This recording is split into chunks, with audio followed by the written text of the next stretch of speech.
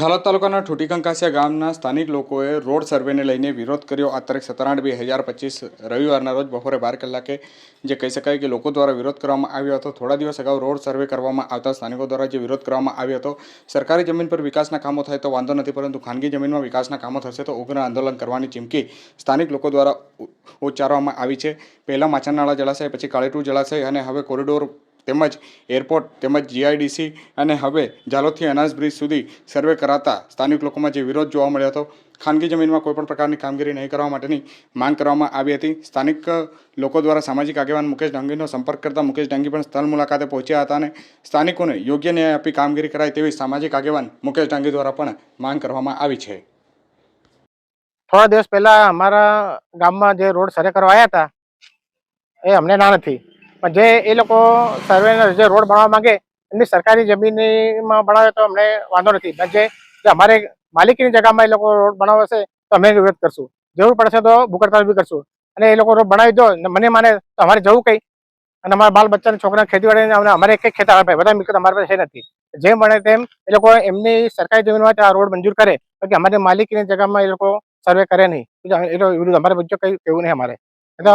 અમે બધા ખેડૂતો મળીને આંદોલન કરશું, જરૂર પડશે તો ભૂખતાલ બી કરશું, બાકી અમારી માલિકીની જગ્યા અમે એક ટુકડો બી આપીએ નહીં।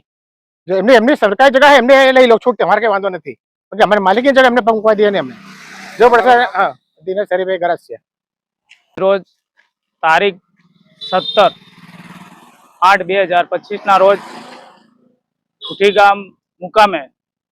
જે હાઈવે રસ્તો અને સર્વે કરવામાં આવ્યો છે, સરકારશ્રીને અમે એક સમાજના અને જે રસ્તાને સર્વે કર્યું છે એમાં જે ભાઈઓની ખાતાકીય જમીન વળાંક સીધો કરે કે જે તે કરે એની અંદર જમીન જાય છે, એમનું અમારું એવું છે કે સરકારની મિલકત હોય ત્યાં રસ્તો કાઢે એમનો અમારો વિરોધ નથી, અને સરકારની કંઈ પણ જાતની યોજના કે જે રસ્તા બનાવવા માટેનો અમારો વિરોધ નથી, પણ અમારા માણસોની જમીન અને ઘરો જાય છે એ માટેનો અમારો વિરોધ છે। અને આવનારા સમયની અંદર જો અમારા મુદ્દા કે અથવા અમારી સમસ્યાનું ધ્યાન ના લે તો અમે આંગ્રો આંદોલન કરીશું। તમારું નામ?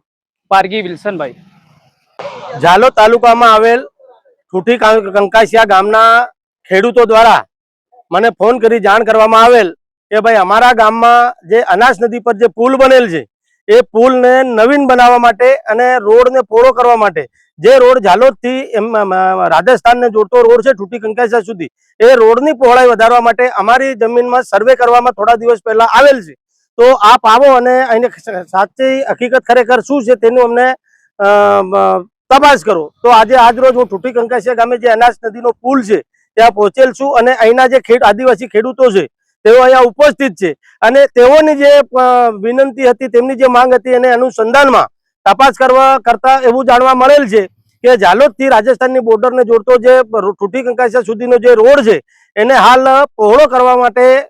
સર્વે કરવામાં આવ્યું છે, અને આ રોડને પહોળો કરવામાં આવે તો અહીંના જે આદિવાસી ખેડૂત ખાતેદારો છે એમની જે પોતાની ખાનગી માલિકી છે, એમની જમીન જાય એવી છે, અને એમની જમીનની સાથે મહેનત મજૂરી કરીને એમને જે મકાનો બનાવ્યા છે, કુવા બનાવ્યા છે, બોર છે, વાડીઓ છે, જે વૃક્ષો છે એ પણ આ રોડની અંદર જાય એવું છે। અને અહીંના જે આદિવાસીઓ છે પોતાની જમીન પર ખેતી કરી એ જમીનમાંથી વળતા જે પાક છે એના પર નિર્ભર છે, એનામાંથી થોડી ઘણી ઉપજ મેળવી અને પોતાના તહેવારો, લગ્ન પ્રસંગો અને પોતાના બાળકોનો અભ્યાસ પૂરો પાડતા હોય છે। તો આપના માધ્યમથી સરકારશ્રીને વિનંતી કરું છું કે ઝાલોદ તાલુકાની અંદર સૌ પ્રથમ માછણનાળા જળાશય યોજના, તે બાદ કાલીટુ જળાશય યોજના, એ બાદ દિલ્હી બોમ્બે કોરિડોર હાઈવે, એ બાદ એરપોર્ટ અને તે બાદ ચાકલિયા ગામે જીઆઈડીસી અને હાલ જે ઉત્તર ભાગ છે ઝાલોદનો ત્યાં આ હાઈવે પહોળો કરી અને ગરીબ આદિવાસી ખેડૂતોને તદ્દન પતાવી દેવાનું આ જે સરકારનું ષડયંત્ર છે એનો અમે સખત વિરોધ કરીએ છીએ। અને આજ પછી અમે જે પ્રાંત અધિકારી શ્રીને મળી અને એની હકીકતથી વાકેફ થઈ અને જો ખરેખર અમારા આદિવાસીઓની જમીન છીનવી લેવામાં આવશે તો ખેડૂતોને સાથે રાખી ઉગ્ર આંદોલન કરવાની ફરજ પડશે।